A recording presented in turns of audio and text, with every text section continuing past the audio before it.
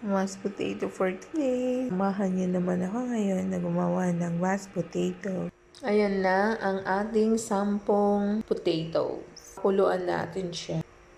Yan na guys. So, himas natin siya habang mainit pa, mas madali. Bale, ito ay 10 small to medium. Ayan na siya, smooth na siya. Tapos sa pinaglutuan natin, maglagay tayo ng milk. Wala akong cooking cream.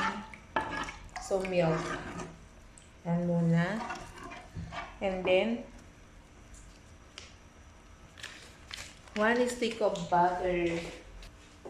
This is 113 grams. And then, maglagay tayo ng pwede din tayong maglagay ng garlic powder.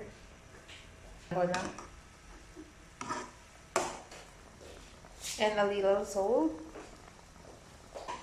Ibalik natin ang ating na potato. Ayan. It's done. Ito na ang ating mashed potato. Thank you for watching.